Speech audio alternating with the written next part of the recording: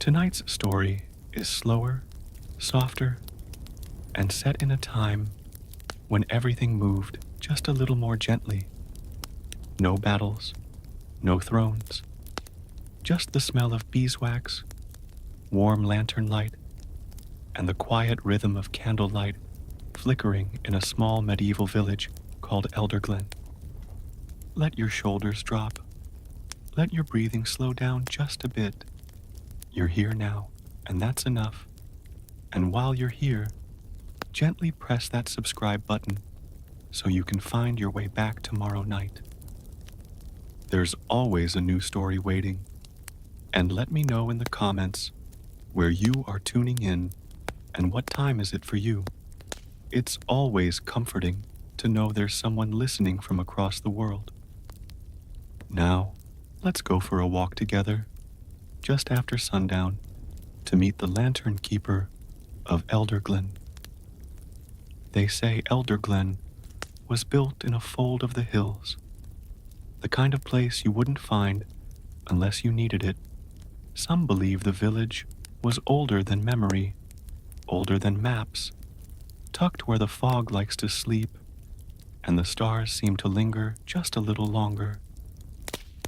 At the edge of the village stood a round old house, with ivy creeping up the sides, and a wide wooden porch that wrapped all the way around.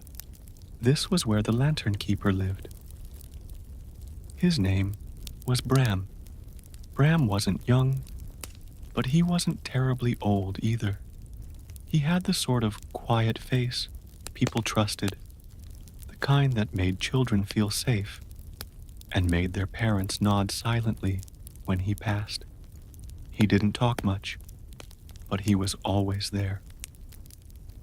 Every evening, just as the sky turned a soft shade of blue and the first owl opened one eye, Bram would light his lantern.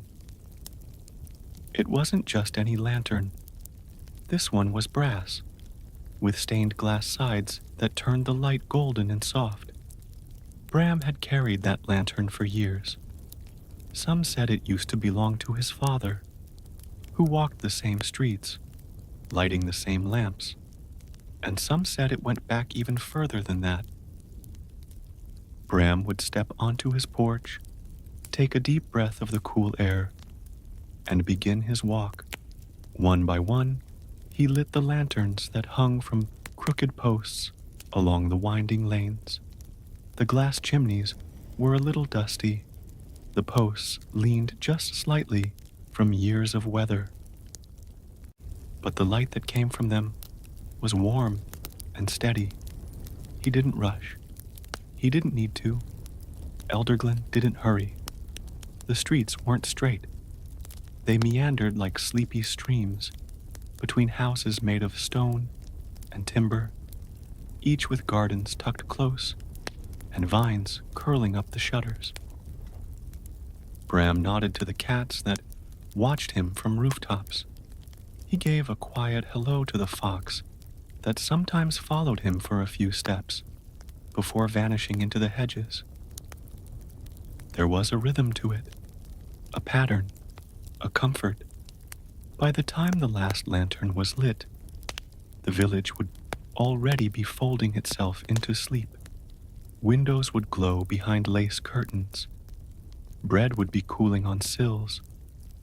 And somewhere, someone would be reading aloud by firelight.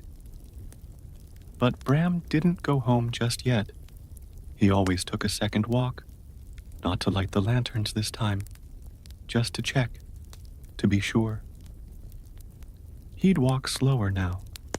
Sometimes he'd pause to straighten a crooked lamp or wipe away a bit of soot from the glass. Sometimes he'd just stand for a while, listening to the soft sounds of night, the distant hoot of an owl, the wind rustling through ivy, the faint clink of someone washing a cup. It wasn't a job, not really. Not in the way people think of jobs. It was more like a promise. No one ever asked Bram to do it, but no one wanted him to stop. And when it rained, he wore a long green coat with deep pockets and a hood that covered most of his face. The lantern still glowed golden, though, even through the drops. Once, when he was a boy, someone told Bram the light in the lantern wasn't just fire, it was a memory, a good one. Maybe it was the feeling of holding someone's hand, or the sound of a lullaby, or the look in someone's eyes when they were safe and warm and had nowhere else to be. And maybe that was why the lantern never went out, even in the worst storms. Tonight, Bram made his way through the northern lane, where the trees arched overhead, and the air always smelled faintly of pine and old books. This part of the village was quieter than the rest. He passed the bookbinder's shop, the one with a cat in the window and stacks of journals waiting to be stitched. Then the apothecary, where bundles of herbs hung from the rafters, slowly drying. A soft scent of lavender followed him down the street. Every so often, Bram would stop and listen, not for anything in particular, just to be present, just to notice. A door creaked open gently behind him. Mrs. Ellerby waved from her porch. She was wrapped in a quilt and sipping a mug of tea. "Evenin', Bram," she whispered. He tipped his lantern slightly in greeting. "Evenin', ma'am," she smiled, and settled deeper into her chair, and Bram walked on. The moon hung low tonight, the kind of low that made it feel closer than usual, like you could reach it if you stood on your toes. Clouds moved slowly across it, brushing past like ships in a sea of silver. At the far edge of the village, near the old stone bridge that no one ever crossed in the dark, Bram paused, not because he was afraid, but because he liked the sound of the river at night. It was steady, like breathing. He leaned on the wooden railing, letting the lantern hang low. It cast a shimmer on the water, and for a moment, everything felt completely still. This was the part he liked best, the part where the whole world felt tucked in. And as he stood there, he remembered something his mother once told him, many years ago, when he first started lighting the lanterns. She had said, "You don't just keep the dark away, Bram. You make the night feel safe." That always stayed with him. He turned, walked slowly back toward the village, and smiled softly as a window curtain fluttered. Another house was falling asleep. Another light had done its work, and so had he. The next morning, Bram woke just as the sky began to shift from charcoal to blue. There was a comfort in the early light, soft and pale, stretching over the rooftops like a blanket being pulled up. He moved quietly in his kitchen. The kettle sat on the stove, humming gently. He added a pinch of dried chamomile to his mug and waited as steam curled up into the rafters. A few birds had started to chirp outside, gently, like they were testing their voices. The wood floor beneath his feet creaked slightly, familiar in all the right places. He placed a hand on the window pane and looked out into the street. The dew on the cobblestones caught the dawn in tiny glimmers, like forgotten stars that had fallen overnight. He took his tea to the little table in the corner, where the morning sun painted soft, golden rectangles through the shutters. The table was worn smooth from years of use. A small pot of honey sat next to his spoon, a gift from Mara, the beekeeper last spring. Bram reached for his old notebook. It was filled with small sketches: a crooked chimney, a lantern hook, the way ivy wrapped around the chapel bell tower. He didn't draw for anyone else, just himself, just to remember. He flipped to a blank page and began to sketch the curve of a frost-tipped branch outside the window. The pencil moved slow, steady, without hurry. Down the street, the bakery's chimney had begun to puff. That meant Emmerich was up. After finishing his tea, Bram grabbed his scarf, the thick woolen one knit by someone long ago, and headed out. The cold kissed his cheeks as he stepped outside. Smoke curled up like soft ribbons into the still air. A cat darted across the road and vanished beneath a cart. Somewhere, a rooster gave a sleepy crow. At the bakery, the smell of cinnamon and rising bread met him like a blanket. "Morning, Bram," Emmerich said, sliding a tray of rolls from the oven. "Morning," Bram replied, accepting a warm roll wrapped in cloth. There was something special about the silence between them. Comfortable, kind. They'd known each other for so long that words weren't always necessary. Bram sat on the bench outside with his roll. He broke it open. Steam rose in curls, and watched as the village woke up. A girl in a red shawl carried a basket of eggs, careful not to jostle. A young boy rolled a hoop down the lane, his laughter light but not loud. 2 horses pulled a wagon of hay past the smithy, where Toman was already sharpening tools. The village moved slowly, like it had nothing to prove. Later that day, Bram visited the chapel, not for service. There wasn't one today, but to polish the brass lanterns that hung near the altar. He worked quietly, cloth in hand, humming a little tune.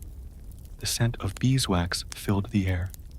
Sunlight filtered through the stained glass in colors that danced over the stone floor.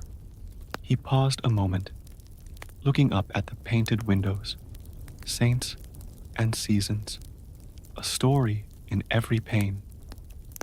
Then he returned to his task, slow and thoughtful, until the brass gleamed. Outside, the snow began to fall, just a flake at first, then a few more, light and lazy, like the sky was dozing off. He stopped by Mara's on the way home to return the honey jar. She offered him another, and he refused, gently, promising to come by next week instead. "Bring me a story when you do," she said. Bram smiled. "I always do." That night, he lit the lantern in his window. He watched the flame flicker gently, casting soft light across his little kitchen. The snow had started to stick now, blanketing the road, the rooftops, the trees. He sat by the fire, knitting slowly. He was no expert, but he liked the rhythm. Over, through, loop, pull. It reminded him of walking the streets at night, the same quiet repetition. The hours drifted by. Outside, a fox trotted past. Inside, the fire popped softly. The clock ticked without rush. He didn't mind the quiet. In fact, he liked it. Because in the silence, he could feel all the little things that made the day whole. A smile from the baker, the hush of snow on a lantern, the way the village glowed with warmth, even when cold, and somewhere in that stillness, he began to drift. The next few days passed gently. The snow continued to fall, just a little more each evening, until the rooftops were thickly frosted and the garden fences looked like lace. Bram continued his rounds, lighting lanterns at dusk. He took his time with each one, making sure the glass was clean, the oil topped up, the wicks trimmed. He knew the corners of the village, where the wind whistled hardest and the frost clung thickest, and so he lit those lanterns first. The children began leaving small drawings in his path, rolled up bits of parchment tied with twine, tucked into fence posts, or laid neatly by doorways. A picture of a fox, a crooked house, tiny version of Bram with his scarf and lantern pole. He never mentioned them, just smiled quietly and tucked them into his coat pocket. On the fourth evening of snow, Bram stopped by the weaver's shed. Elric, the weaver, was seated near the window, spinning wool into soft skeins. His fingers moved without looking, years of practice making the motion second nature. "Cold one tonight," Elric said, handing Bram a cup of warm cider. "Good for lanterns," Bram replied. "They shine clearer in the cold. Or maybe it's just easier to see the light when the world's gone quiet," Elric offered. They didn't say much else, just sat in the warm shed, listening to the loom creak and the wind outside. When Bram stepped back into the street, the snow had stopped. The clouds had parted and stars filled the sky. He looked up, watching them blink above the rooftops. That night, when he got home, he added a new sketch to his notebook, the weaver's hands, wrapped in wool. Then he lit his own lantern, watched the flame steady itself, and leaned back into his chair. The fire was low, but it still gave off enough warmth to fill the room. He didn't need much, just this, and outside, Elderglen slept, quiet and still. By the end of the week, the snow had stopped falling. The sky stretched wide and pale blue above the village, and the icicles on the eaves caught the sun like crystal teeth. Bram decided to visit the pond past the orchard. It was frozen over now, with tiny animal tracks scattered across the surface, like a quiet story written in snow. He sat on the bench beneath the old birch tree.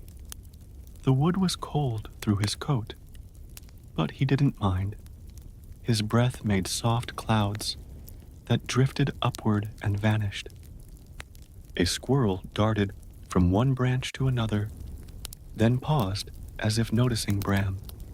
They watched each other for a moment. "Nothing much happening today," Bram said softly. The squirrel twitched its tail, then bounded off, rustling the snow from the leaves. By late afternoon, Bram had wandered back into the village. He stopped to visit Ansel, the potter, who was busy at his wheel shaping mugs with careful fingers. "New glaze?" Bram asked, running a hand over a finished piece. "Winter ash," Ansel nodded, "from the firewood." The mug was smooth and speckled, almost like the snow outside. Bram admired the shape, the balance of it, the way it sat in his hand. "Feels like it belongs here," he said. Ansel just smiled. "That's the idea." As evening settled in, Bram returned home. He lit his lantern, then stepped outside with a small bundle wrapped in cloth. He walked down the street to the little wooden bench near the chapel and placed the bundle gently on the seat. Inside was one of Ansel's mugs, filled with dried herbs, a small sketch of the pond squirrel, and a folded bit of wool from Elric's scrap basket.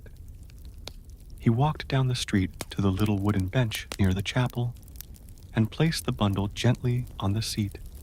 Inside was one of Ansel's mugs, filled with dried herbs, a small sketch of the pond squirrel, and a folded bit of wool from Elric's scrap basket. No note, no name, just a quiet gift. The wind picked up slightly, rustling the branches. The lanterns swayed gently in their hooks, and Bram, with his hands tucked into his sleeves, turned and walked home in the soft glow of the light he had tended all week. The morning after the snow cleared, Bram stepped into the town square, just as the sun brushed pale gold across the rooftops. The air smelled of pine and something sweet, maybe apples or cider left simmering somewhere. Near the well, he saw young Elsie and her grandmother tying sprigs of holly to the posts. Elsie waved, her mittened hand too big for her sleeve. Bram waved back. Nice day for green leaves and red berries. Elsie grinned. We're decorating the whole square, even the duck trough. I'll make sure it shines extra tonight, Bram promised. He spent the morning helping Mara move hives closer to the shed, away from where heavy snow might slide. They didn't talk much, just the sound of boots in snow, bees quiet inside their winter boxes, and the occasional soft word to check if the rope held. By mid-afternoon, Bram found himself near the edge of Elderglen, where the path narrowed into trees. A new family had moved into the old mill house. He hadn't met them yet. He paused by their gate and gently hung a small lantern on the post, just as the first few flakes of the evening began to fall again. Then he whispered, more to himself than anyone, "Welcome home," and turned back toward the village. As dusk fell, lights blinked to life, one by one under Bram's careful hand. The chapel bell didn't ring for anything urgent, just a slow, soft chime to say good evening. And the snow kept falling, and the world kept glowing, and the lantern keeper of Elderglen kept walking, lighting the way for anyone who might still be out. That night, as he returned home, Bram noticed something new, a paper lantern tied gently to his own gate, its sides painted with tiny stars and moons. Inside was a note, written in careful letters. Thank you for the light. We see it. Bram tucked it into his coat and stood for a long moment under the stars, holding the little lantern in his hands. He brought it inside and placed it on his shelf, just above the fire. And as he settled in for the night, he added one last sketch to his notebook. Not a building or a branch, but the paper lantern glowing from within. Outside, snowflakes continued their quiet fall, and inside, the lantern keeper smiled, the light dancing gently across his walls. The next morning, Bram stepped outside before breakfast. The air was crisp, with the taste of frost lingering on his tongue. He pulled his scarf tight and took a slow, steady walk through the village lanes. The world was hushed, save for the crunch of snow beneath his boots. Along the way, he spotted small footprints. Some belonged to rabbits, others to children who had ventured out before dawn. Bram smiled softly, imagining the little ones wrapped up warm, racing through drifts in their thick coats. He paused by the ancient oak in the village green, its bare branches stretched toward the pale sky like old fingers. A few icicles clung to the bark, sparkling faintly. Bram traced a finger along the rough bark and felt the deep, quiet pulse beneath the frozen world. The village was waking slowly, and Bram was glad to walk its paths when everything was still. Curious about the new family in the old mill house, Bram took a detour along the wooded path. The mill's wheel was frozen still, coated in a glaze of ice that shimmered in the morning light. A small girl appeared in the doorway, watching him shyly. She wore a knitted hat too big for her head and clutched a wooden doll wrapped in a shawl. Bram gave a gentle nod. "Good morning," he said softly. Her mother stepped out behind her, wiping her hands on her apron. "We're settling in," she said, with a tired smile. "It's a quiet place." Bram nodded, understanding. "If you ever need anything, or just someone to share a story, you know where to find me." The mother's eyes softened. "Thank you. That means more than you know." Bram tipped his scarf up against the wind and continued on, feeling the warmth of new connections beneath the chill. One afternoon, Elsie found Bram sitting by the fire with a handful of parchment and glue. "Can I help?" she asked, her eyes wide. Bram smiled and handed her a piece of paper. Together, they folded and cut, decorating paper lanterns with painted moons, stars, and swirling patterns. The room filled with the scent of pine and beeswax candles as they worked. Elsie's cheeks flushed pink from the warmth. "These will make the village sparkle," she said proudly. "Yes," Bram agreed. "And every light tells a story, just like every star." They tied ribbons and hung the finished lanterns by the windows. Bram watched as the paper flickered with the firelight, a small bright magic on a dark evening. Winter evenings in Elderglen always felt long and slow. Bram sat by the hearth with a thick book of old folk tales, his fingers tracing the worn leather cover. The fire popped and crackled, sending shadows dancing on the walls. Outside, the wind whispered through the trees, but inside was stillness. He read aloud softly, the stories drifting through the room like gentle smoke, tales of distant mountains, hidden forests, and quiet heroes.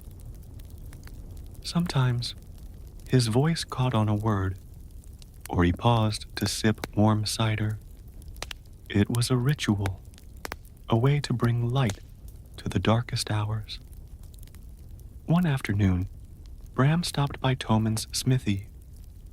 The fire in the forge glowed bright, and the air smelled of hot iron and sweat. Toman paused his hammering to offer Bram a cup of spiced tea.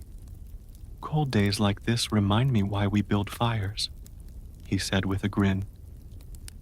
Bram nodded, warming his hands on the cup.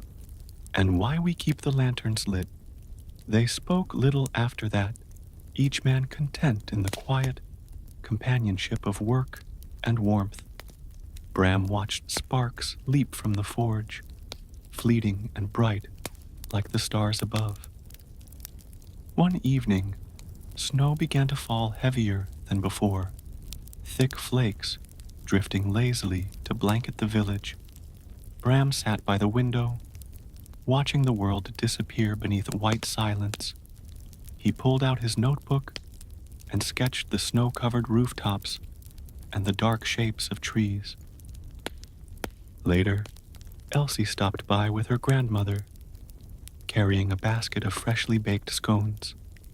They shared the warm treats by Bram's fire, swapping stories about snow and winter magic. The night grew deep and soft, full of quiet laughter and the gentle crackle of flames. A week later, Elderglen held its annual lantern festival. The villagers gathered in the square as dusk fell, each carrying a handmade lantern glowing warmly against the dark. Bram led the procession, his lantern held high, lighting the way down the winding paths. The air was filled with the scent of pine, smoke, and honeyed cakes. Children sang simple songs, their voices clear and sweet. Lanterns swayed gently in the breeze, casting moving pools of light on the snow. At the heart of the village, Bram told an old tale about a traveler who found his way by the light of a single lantern, just like the one they all carried tonight.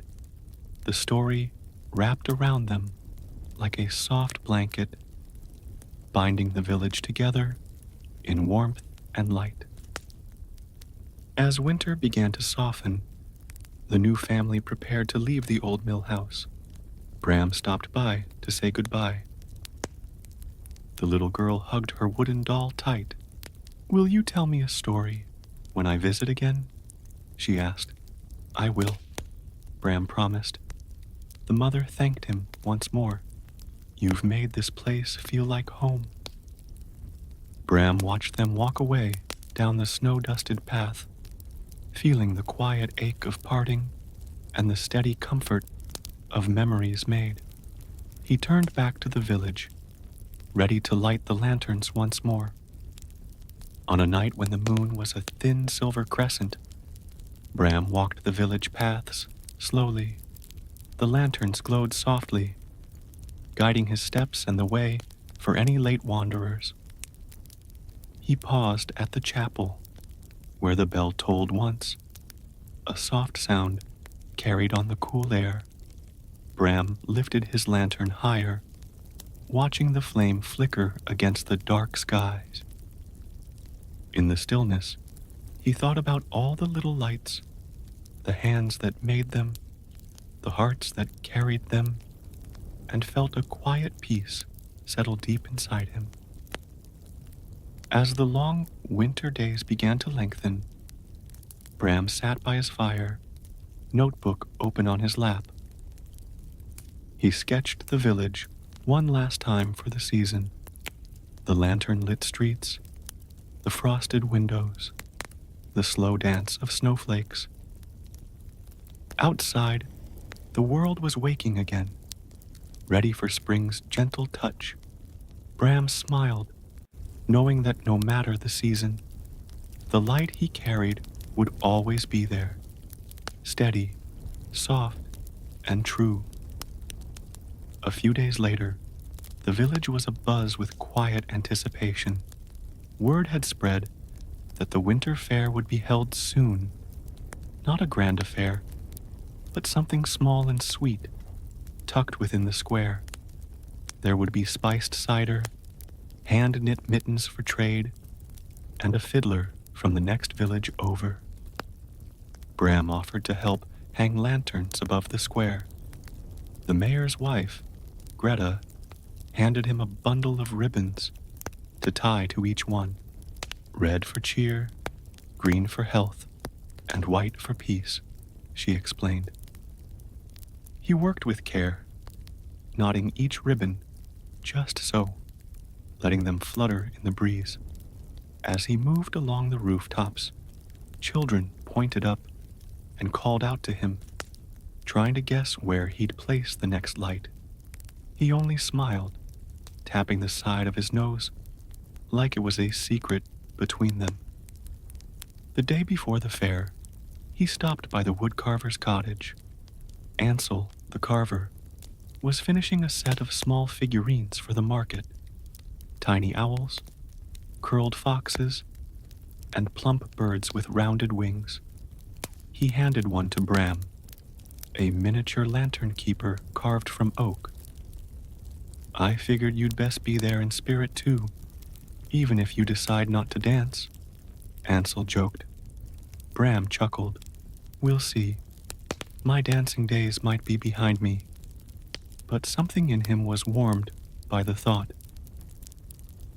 That evening, as he made his rounds, the village felt different, not louder.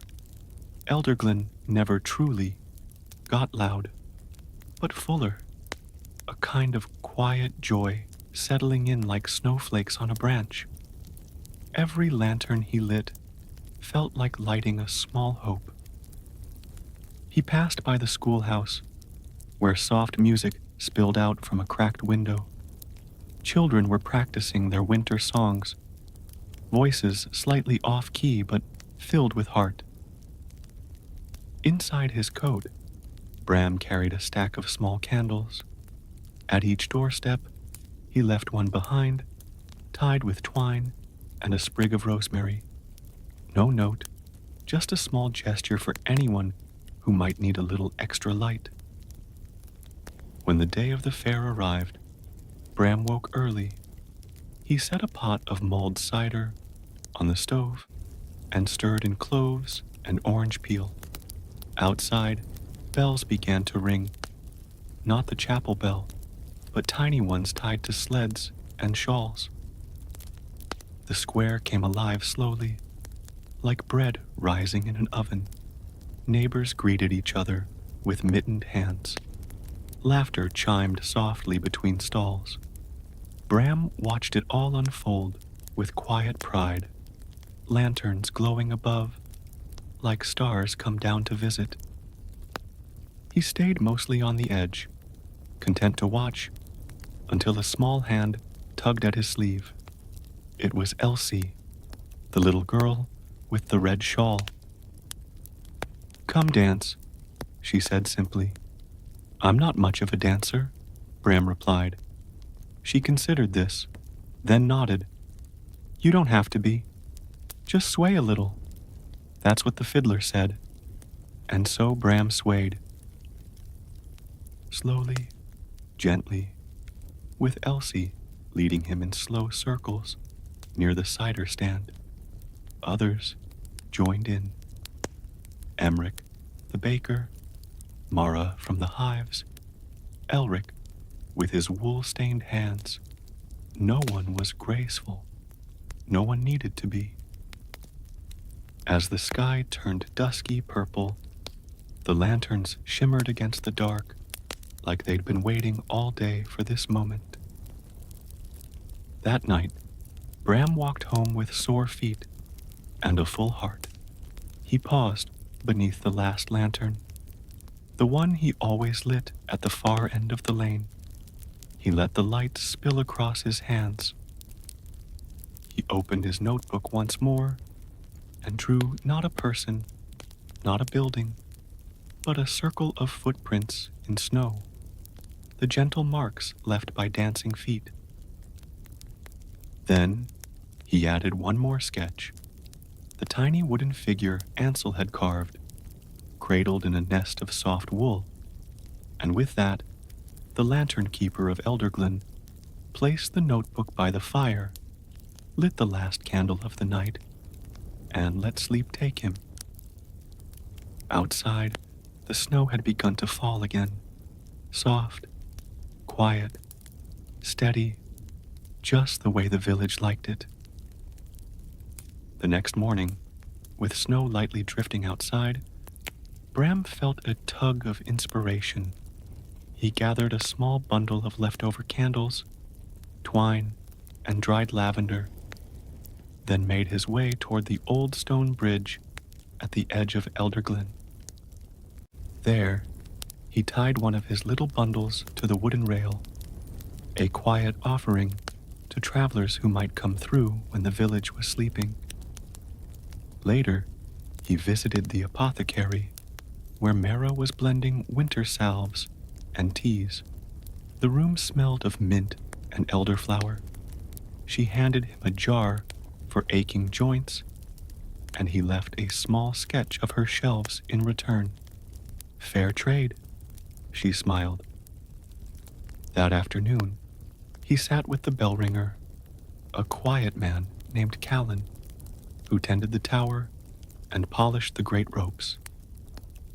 They didn't speak much, only watched the sun pass over the chapel roof. From up high, the rooftops of Elder Glen looked like storybook pages, dusted with snow and ringed with smoke. Toward evening, Bram visited the mill pond, now frozen over. Children skated in lazy loops, laughter echoing over the ice. Bram didn't skate, but he left lanterns along the path, so the glow would stay when the daylight slipped away. And finally, he returned home to a letter waiting on his doorstep. It was from the new family in the mill house, a simple thank you, and a fresh-baked loaf of walnut bread. He sliced it carefully, toasted it over the fire, and let the scent of warm bread and wax and pine fill the room. That night, before sleep, he wrote one line beneath a new drawing. Sometimes light doesn't chase away the dark. It simply keeps us company while it's there. Outside, Elder Glen was quiet. Inside, the lantern keeper rested, and the village glowed. The following week brought softer days and slower mornings. Snow piled gently along the rooftops, and chimney smoke curled like ribbons through the chilled air. Bram had begun a small habit, visiting the bakery just before dawn. Emmerich always kept the door unlocked for him, and inside the air was warm, filled with the scent of rising dough and cinnamon. Bram would sit by the hearth, sipping a mug of barley tea, sketching the baker's hands as they kneaded and shaped the morning's loaves. "Only man I know who draws before sunrise," Emmerich would mutter, not unkindly, as he set out trays of cardamom twists.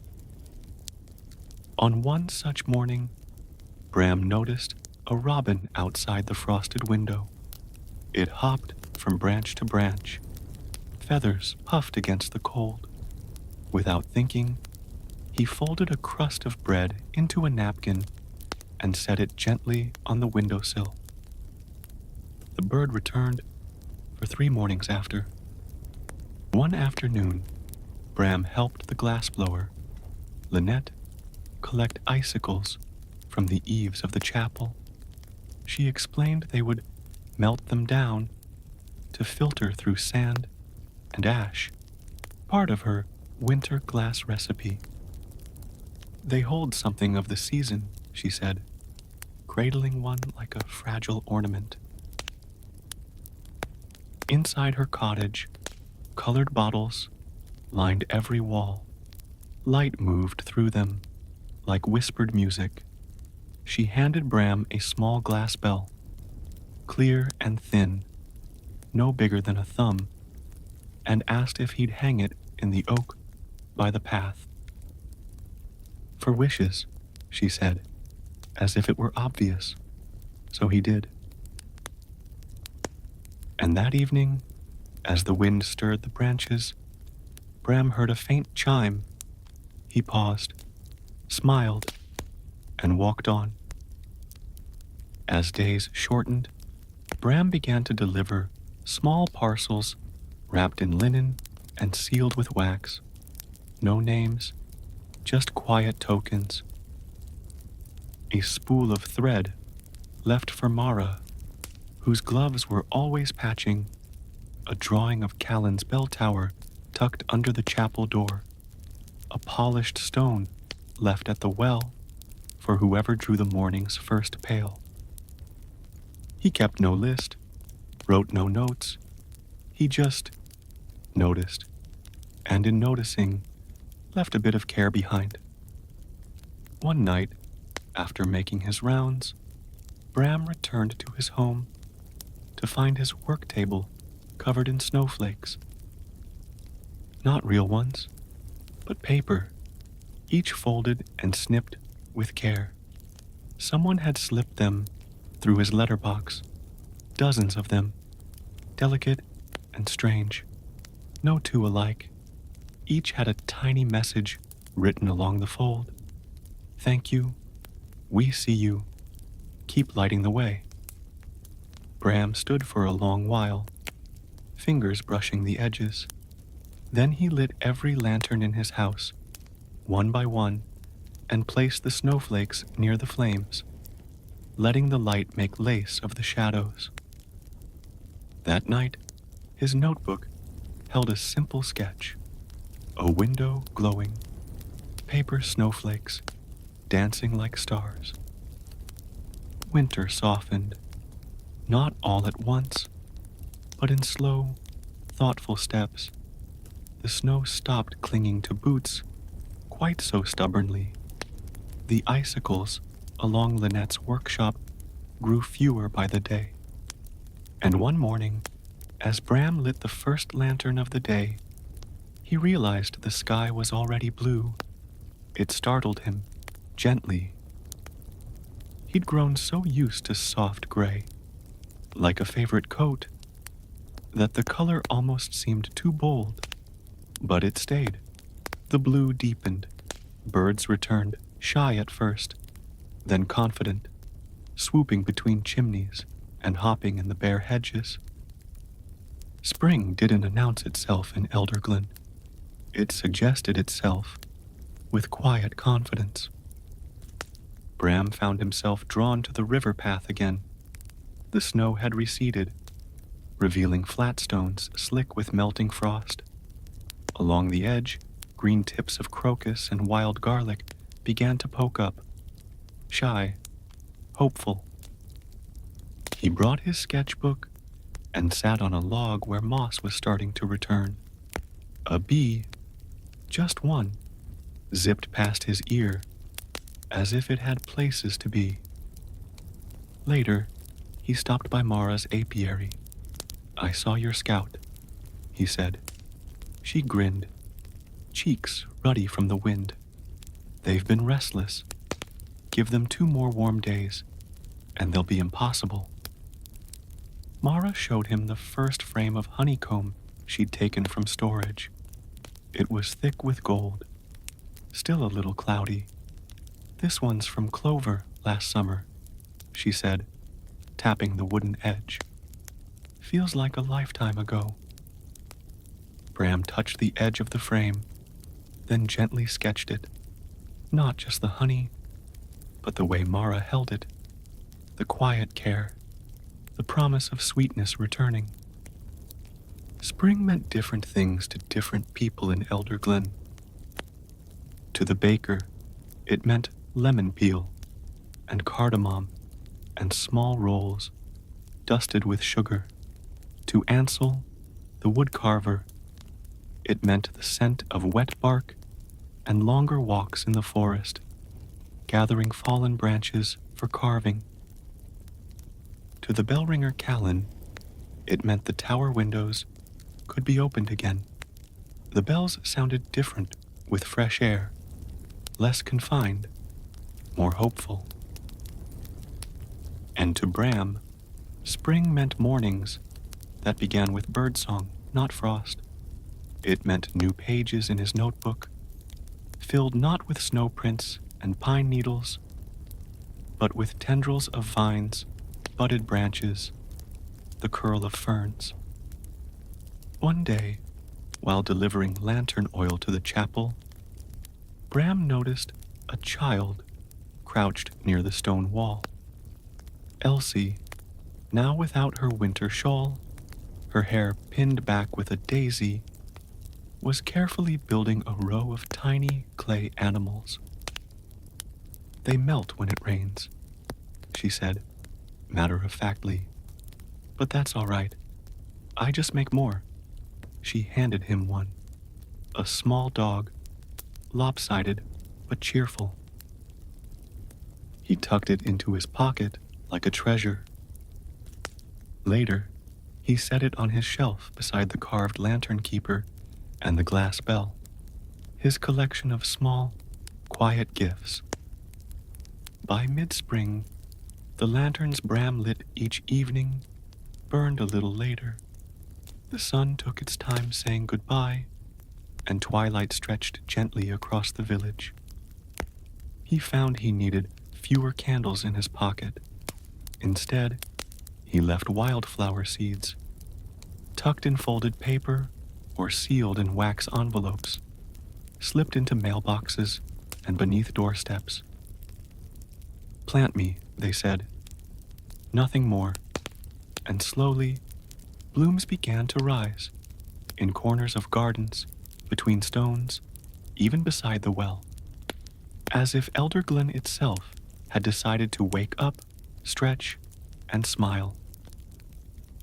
One evening, Bram stood at the edge of the pond and watched frogs singing from the bank. The millhouse windows were open, laughter drifting out over the water. Someone played a flute. He closed his eyes, and for a moment, he simply listened. It was a soft sound, not the hush of snow, not the silence of winter's sleep, but a different stillness. The stillness of something growing. By the time May arrived, the trees had become bold again, leaves unfurled in every shade of green, pale like apple skin, deep like moss, and speckled in sunlight that filtered through the branches. Elder Glen was no longer just thawed. It was blooming. The old orchard near the ridge burst into flower. From a distance, it looked as though snow had returned, but up close, the blossoms gave off a honeyed perfume that clung to sleeves and hair. Bees returned in earnest, humming from bloom to bloom in lazy golden loops. Bram took to walking there in the mornings, before the village fully woke. He'd carry a bit of bread in his pocket, a pencil behind his ear, and a folded bit of scrap paper for sketching. Sometimes he drew blossoms, but more often he simply walked. One morning, he came across two of the baker's boys, hanging ribbons between the trees. "For the planting festival," they explained. The ribbons danced in the breeze, tethered to low branches and wooden stakes. Blue for rain, yellow for sun, green for steady roots. Bram nodded. "Good choices." He returned that afternoon with a spool of his own, soft violet thread. "For patience," he said, and tied it to the lowest branch he could reach. The planting festival was not grand, but it was beloved. A handful of stalls were set up near the field's edge. Families brought potted herbs to trade. Children had dirt on their knees, and flower petals tangled in their hair. Someone had brought a goat in a ribboned harness, though no one could quite explain why. At the center of the field, a maypole stood, not too tall, wrapped in spring colors.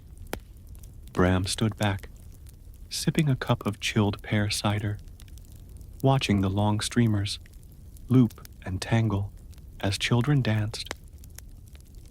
"You're not dancing?" Mara teased, sidling up beside him. "I've already been roped into it once this year," Bram replied, sipping again. "I might still be recovering." She laughed.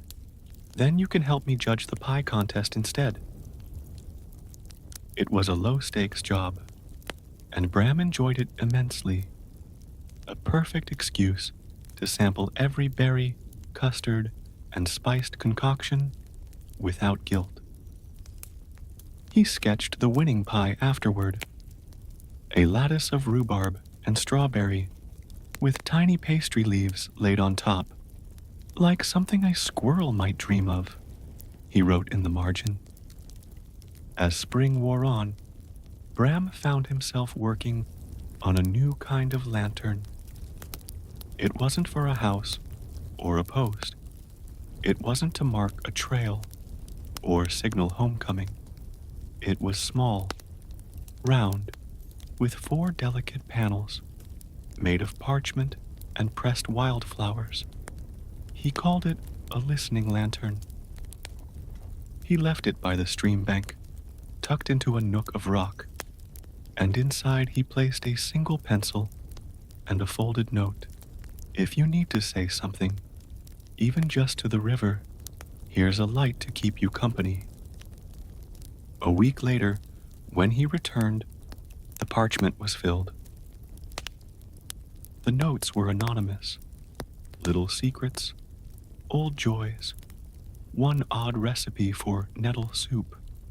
Someone had written a song, and someone else had drawn a daisy with an apology underneath it. He replaced the paper and left it there. Sometimes, people just needed a quiet place to speak. Toward the end of May, a traveler arrived. She came walking in from the north road, with a pack on her back and boots well worn from gravel. Her name was Corin, and she said she'd heard about Elderglen from a tinker in Belwick. "I'm not looking for work," she said plainly. "Just a place that knows how to rest properly." She ended up staying at the weaver's cottage, in the extra room with the slanted window, and quickly found herself a welcome fixture in the square. "I'm not looking for work," she said plainly. "Just a place that knows how to rest properly." She ended up staying at the weaver's cottage, in the extra room with the slanted window, and quickly found herself a welcome fixture in the square. She carved spoons, told excellent stories, and always carried a small deck of painted cards with animals and weather on them. She and Bram took to walking in the evenings sometimes, not always talking. "Your lanterns look like dreams," she said one night, admiring the cluster that now hung over the mill path. "Only the good ones, I hope," Bram answered. "Even the strange ones," she replied, and he found he liked that answer. By late spring, the air held the scent of warm earth and lilac. Bees were thick near the hedgerows. Rain came in quick, soft storms, and then rolled away, leaving everything bright and dripping. Bram started a new sketchbook. On the first page, he drew not a person, or a lantern, or a landscape, but a bowl of water with flower petals floating in it. No caption. Just the petals, and when he lit the evening lamps that night, he thought not of winter behind or summer ahead, but of now, of this green, glowing moment where everything was gently growing. That night, before sleep, he wrote one line beneath a new drawing. Sometimes light doesn't chase away the dark. It simply keeps us company while it's there. Outside, Elderglen was quiet. Inside, the lantern keeper rested, and the village glowed.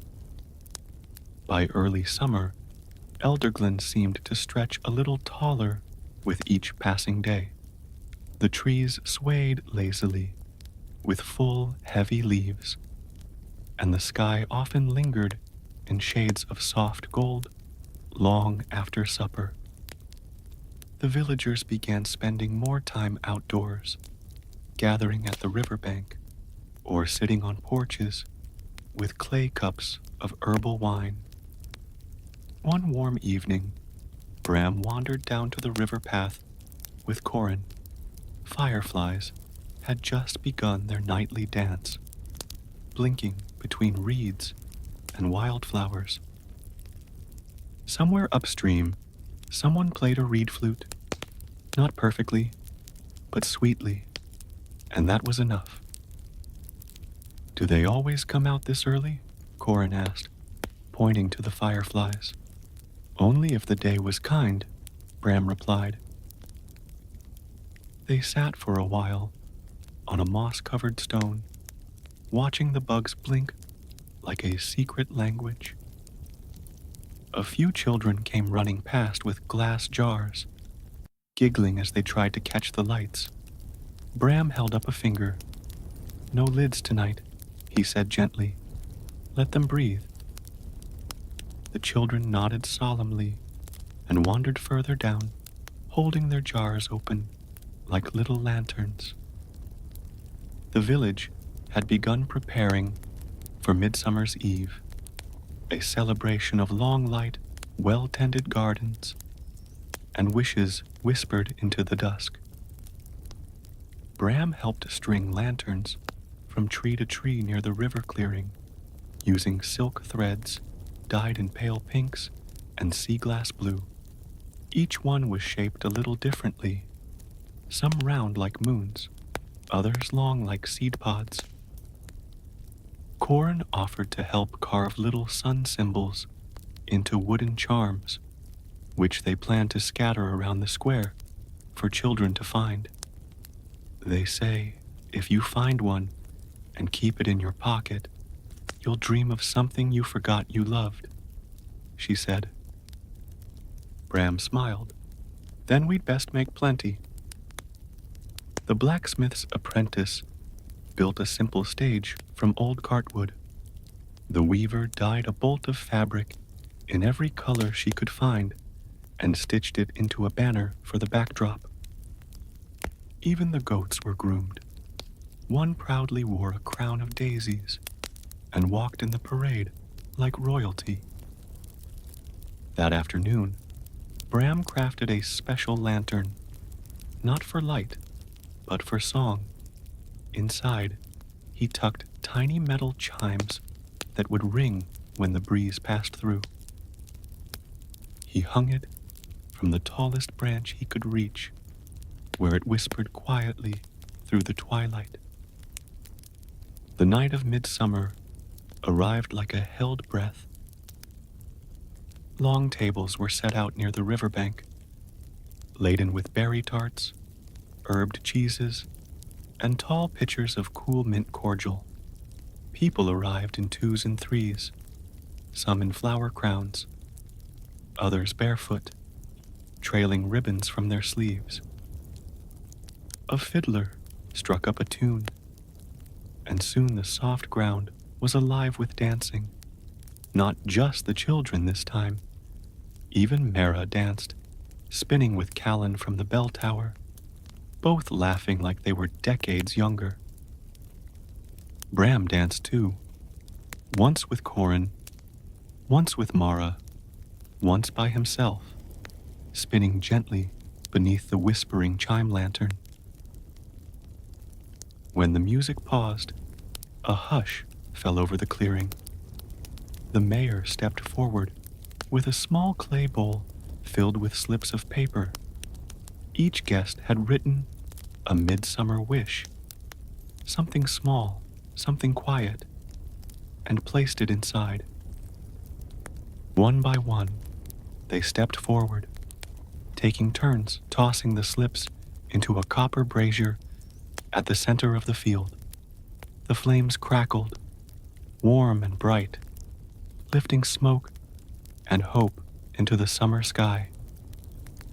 Bram didn't read his aloud. He simply held it for a moment, then let it go, watching as it curled into light. After the fire had faded to embers, and the last notes of the flute slipped into silence, Bram and Corin walked back toward the village together. The fireflies returned, blinking a little slower now, like they were ready for sleep. "I think this might have been my favorite day," she said. Bram looked up at the lanterns, still glowing above. "It's a good one to keep." And somewhere in the quiet between heartbeats, Elderglen shimmered. The full summer brought with it warm rainstorms that swept in softly, like a sigh. They came in the late afternoons, often without warning. Bram would pause in the middle of lighting a lantern, feel a change in the air, and then the first drops would fall, cool and round, dotting the cobblestones. He didn't mind. The lantern glass stayed warm, and the rain only made the village smell richer. Wet earth, mossy stone, and herbs hanging from kitchen windows. On the quietest days, Bram explored hidden trails that wound past the edge of the orchard and through a shaded grove behind the chapel. The paths were narrow, sometimes forgotten, but full of life. He found wild strawberries growing low and sweet, and once startled a hare with fur the color of wood smoke. He brought his sketchbook with him, filling it with crooked trees and birds. Mid-song, a favorite page showed a curled fern and a small snail, both glistening after rain. Then, one morning in late July, the bell above the bakery gave 3 short rings, signal the children all knew. They came running from every corner. The book cart had returned. It was a wooden wagon painted dark green, with carved wheels and brass hinges that gleamed in the sun. The bookseller, a tall woman with a straw hat and ink-stained fingers, waved cheerfully. "Come swap a story or take one home," she called. Bram arrived last, as always. He liked watching the little ones climb onto the steps and open drawers that smelled of paper and lavender. He returned a worn copy of a book about mountain constellations and found, tucked near the back, a thin journal filled with tales from another village far to the east. The bookseller handed it to him with a nod. "Thought of you when I found it. There's a bit in there about lanterns that hum when you sing near them." Bram grinned. "I'll test it tonight." That evening, as the sky softened and the crickets began their choir, he lit the lanterns with an extra bit of song in his voice, just to see if any would hum. And in the hush that followed, he swore one did. By late summer, the fields beyond Elderglen were tall and golden, rippling like water in the wind. Bram often wandered to the hay meadows after supper, lying back with a bundle of dried grass under his head. The sky above seemed impossibly wide, blushing with the last pinks of evening. He called them hayfield dreams, those moments when time felt soft and far away. He'd sketch clouds that looked like ships or dragons, and once he dozed off with a charcoal stick in his hand, waking with a smudge across his cheek and a dream he couldn't quite remember. One morning, while helping Corin tidy the old storeroom attic, they stumbled across a stack of trunks pushed behind a wall of blankets and broom handles. Most held cloth or broken tools, but one, lined with faded velvet, held bundles of letters tied in pale ribbon. They sat cross-legged in the dust and opened one at random. The handwriting was looping, thoughtful, addressed simply to "My Lantern." The letters were from a woman named Lysa, who had once tended the lanterns in Elderglen long before Bram. Her words spoke of long nights, of the quiet weight of watching, of the comfort she took in knowing someone might follow the same path someday. Corin looked up. "You think she ever dreamed of us?" Bram nodded. "I think she hoped we'd find her." That night, he placed one of her letters beside his journal and wrote, "We're still here, still watching, still glowing." As the days shortened just slightly and crickets sang deeper in the hedgerows, Bram and Corin began climbing to the roof of the old chapel after their rounds. They brought a thick blanket, a clay jug of berry cordial, and lay side by side under the stars. Bram pointed out constellations, some from books, some of his own invention, a kettle, a fox, a lantern that never went out. Once, Corin traced one with her finger and said, "If you could send one message into the stars, what would it be?" Bram thought for a while. "That the light down here is still burning." She smiled. "That's a good one." And somewhere above them, stars winked like they agreed. By the time autumn arrived in Elderglen, the air held the scent of wood smoke and cider. Leaves turned like quiet flames overhead, russet, ochre, deep gold, and the paths Bram walked each evening were suddenly lined in soft crunches and fading green. He swapped his summer vest for a heavier coat and added a scarf Corin had knit, a soft amber color that matched the trees. Lantern light grew more precious with each passing night. It came earlier, glowed longer, and cast gentler shadows. Bram added small pumpkin-shaped lanterns around the square and looped dried orange slices into the garlands. The scent of clove and cinnamon clung to the air like an old song. One morning, they found a note tucked beneath the door of the bakery, written in charcoal on a bit of birch bark. It read only, "Storytelling Circle. Tonight, Orchard Hollow." That night, Bram and Corin followed lanterns hung from low branches out to the orchard. A ring of neighbors had gathered beneath the bare-limbed apple trees, bundled in wool and sipping cider from shared mugs.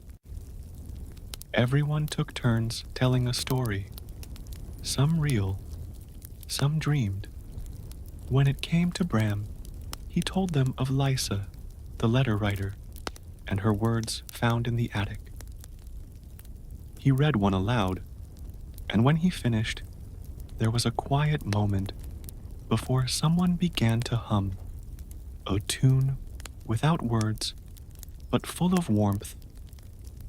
As the wind picked up, a few leaves skated across the circle, like applause from the trees.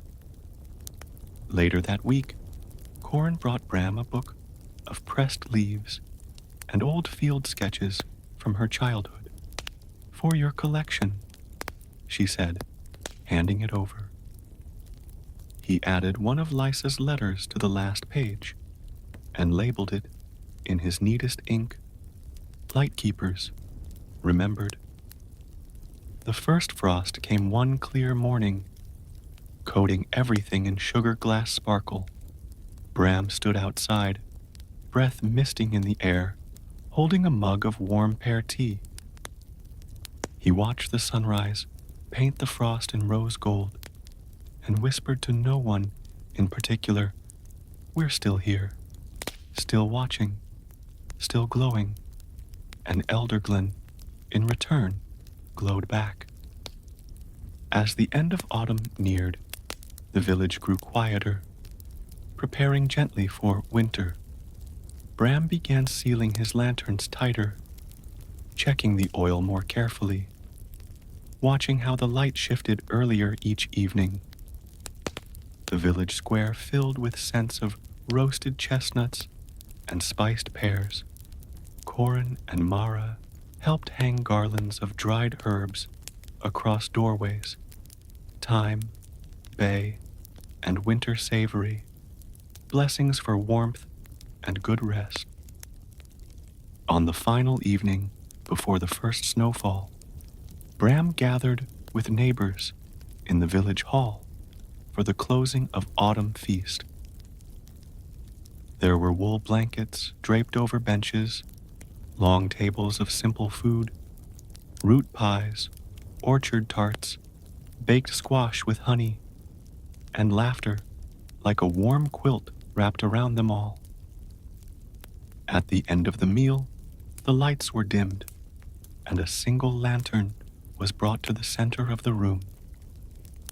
Bram lit it carefully, for the turning of the season, he said, and the steady hands that carry us through. People passed that light, hand to hand, each one whispering a quiet hope.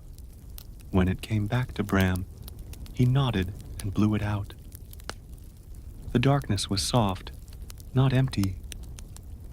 That night, as the stars returned in full, Bram stood once more on the chapel roof.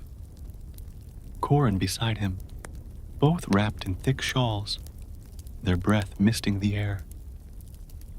Far below, the village shimmered, each window glowing gently, every lantern a promise kept. Effie opened his journal to a new page and wrote, "Autumn's light, carried, shared, remembered." And when he closed the book, the wind carried the scent of firewood and fallen leaves past them, like a lullaby. Somewhere, in the quiet space between seasons, the lantern keeper of Elderglen smiled and watched the lights continue to glow